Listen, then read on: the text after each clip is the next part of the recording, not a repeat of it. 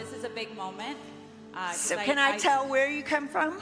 Yeah. She was sang with the Pussycat Dolls and everything. So y'all know you act like yeah. you don't know this song, but don't you wish you had your, what's it called? Don't you wish your boys, Pussycat Dolls, don't you? was a freak? Okay, that crazy stuff? No, y'all are looking like, I don't know that song. Yeah, you did. You prayed it for your boyfriend or your ex, whatever you played it for. But Kaya came out of an industry that just rejected, but when she was 16 years old, she started watching this woman by the name of Paula White. Yeah, right here.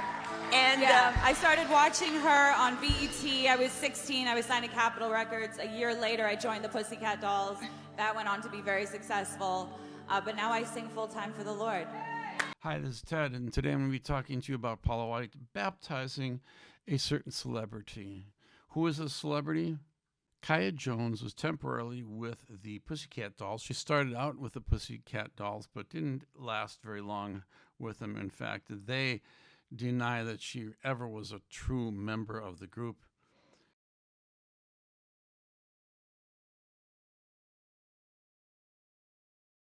What is a rite of passage? A rite of passage is a ritual that takes place in any culture. There are rituals, there are rites of passage in any culture.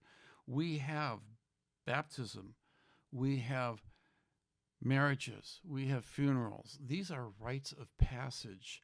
There are different rites of passages for a child becoming a man. And what it is, even though a child becomes a man over a series of many years, many cultures will celebrate it within a day or two, a week maybe, or maybe a month. And they have a ritual that kid goes through to become a man.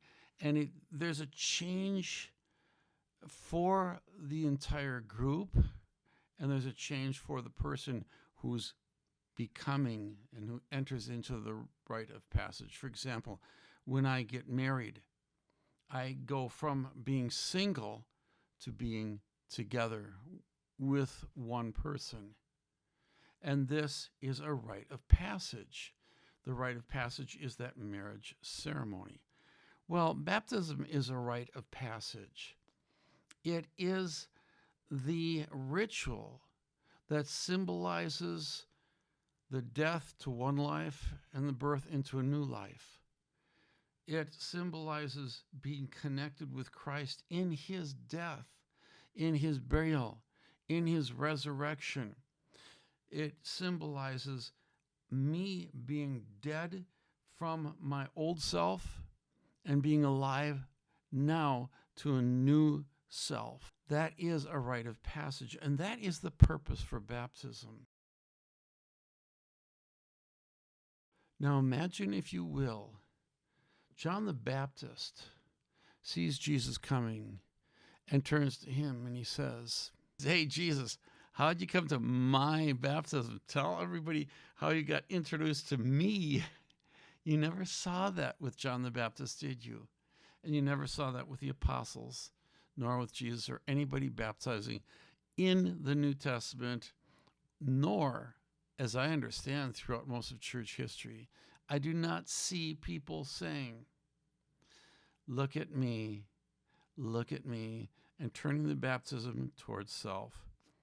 Now that's part one of this video. In part two of this video, Paula White will break down her theology of baptism. Come on, are you ready? Kaya, this is going to be a new season for you. And everything the enemy stole, God is about to restore. Come on and worship. Come on, baby, you ready? So go ahead and hold your nose. You ready? Kaya, you accept Jesus Christ as your personal Lord and Savior? 100%. 100%. You ready for a new season? You ready for the fullness of the Spirit? I believe that you're going to be baptized with the Holy Ghost today, and you're going to come up with the evidence of speaking in tongues. I believe that God is bringing new people into your life. I believe that today is a transformative day, and today is a day that old things die, and nothing from your past is going to be able to go into your future. Every generational curse is broken. Everything that was stolen from you in the world, God is going to return to you even now. And today's a day of suddenly. In the name of God the Father, God the Son, and God the Holy Spirit, I baptize you right now. In the name of Jesus. Ha. Come on, come on, come on, come on, come on, come on. In the name of Jesus, I just declare a supernatural new beginning. I thank you for a new season for Kaya. And I thank you that all things are restored to her in the name of Jesus. Amen. Come on, give God praise. Oh, Paula.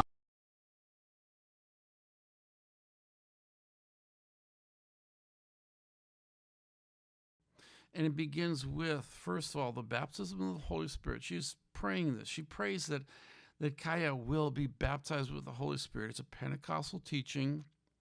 And this comes from Paula's Pentecostal background, being in the Church of God with her husband, Randy, because they met in the Church of God in a church up in Ohio. I can't remember what city, what country, whatever state it was.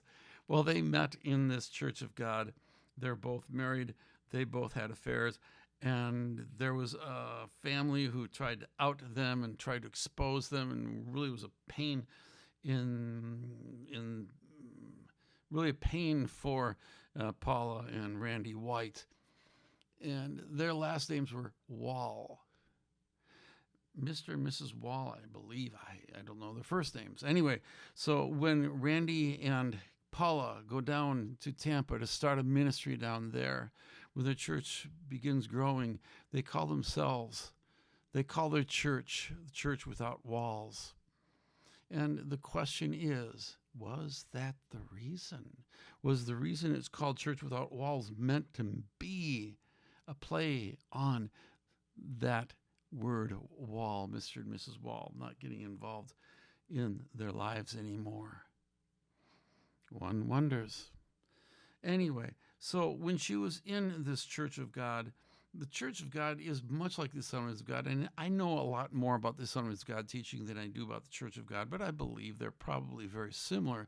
And I know that wording, the baptism of the Holy Spirit with the evidence of praying in tongues, would come straight out of Pentecostal teaching, because they believe that you are baptized with the Holy Spirit after you become a born-again Christian.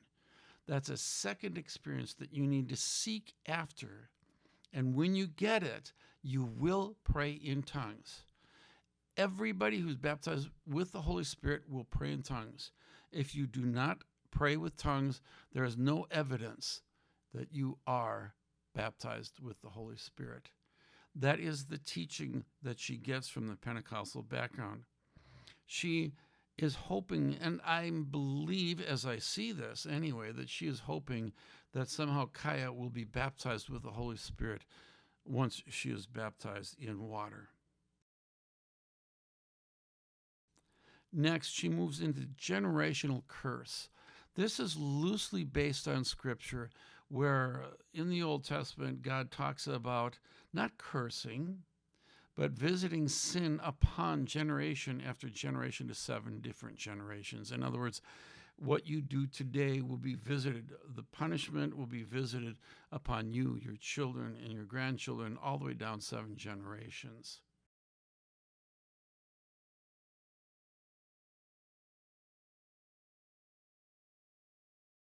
God tells a prophet that you will be responsible for your own sins and not to the sins of your parents. In other words, your parents are not the reasons you guys are in trouble today. They had nothing to do with it. It's your issue. She says, everything that was stolen from you in this world will be returned. This is not scriptural in the least bit. And there's nothing scriptural that suggests that what you have before you're Christian, that you lost, that was taken away from you, will be restored. It's completely a fake and a false teaching that has no root whatsoever in Scripture. Honestly, I don't know where they would come up with this. Nevertheless, occasionally some kind of teaching will pop up in the charismatic circles and just make their rounds and start spreading it bigger and bigger until it becomes part of their intimate theology. This is what we believe now, that what you've lost, the money you've lost will be returned. The whatever you've lost will be returned. You cannot fix a lot of things in life. Just because you become a Christian doesn't mean that you can restore a marriage that you may have ruined from alcohol. You may not. You could. It could happen. But that is not promised anywhere in the Scripture. You cannot go to court and say, Judge, I'm now a Christian. I don't want to go to jail for murdering somebody before I was a Christian. It's not going to happen like that. There are ramifications that will follow you into the Christian walk, whether you like it or not. Becoming a born-again Christian does not just automatically erase everything. It means you have a new life, yes. It means God is now going to work with you, yes. God is going to be in your life. The same goes true for her third teaching that she brings out. Everything from the past will be unable to go into the future. Does that mean all your family relationships are broken? That you built a really strong family relationship with people in your own family, and those will all disappear?